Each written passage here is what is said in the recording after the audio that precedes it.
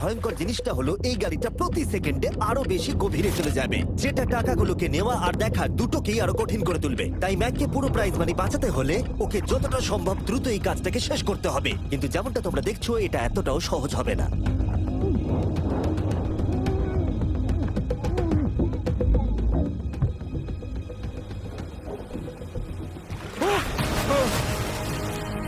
Nolan, এদিকে এসো। নাও এটা।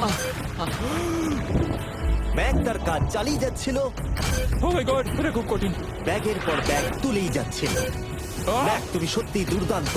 এতক্ষণে গাড়িটা অনেক গভীরে চলে গেছে। আর ম্যাক যেটা জানেই না সেটা হলো যে প্রাইজ মানির শেষ দুটো ব্যাগ ওই গাড়িটার পিছনের সিটে সিট বেল্ট দিয়ে বাঁধা আছে।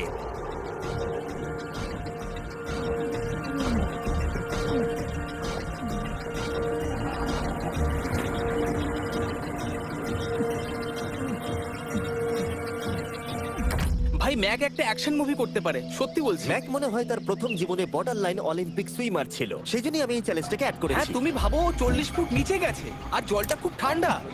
ও নিঃশ্বাস বন্ধ রেখেছে কিভাবে?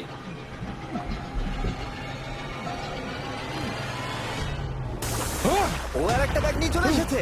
এই বোটে $7,00,000 আছে। এবার থেমে যাও তুমি, এবার থেমে যাও। ওটাকে লেকের তলাতেই থাকতে দাও। চলো পরের চ্যালেঞ্জে যাই। না,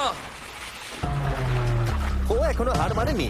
এখন গাড়িটা 45 ফুট নিচে এই লেকের একদম তলায় রয়েছে, যেটা ম্যাকের লাস্ট $1,00,000কে বাইরে বার করে আনার কাজটাকে অসম্ভব করে তুলবে।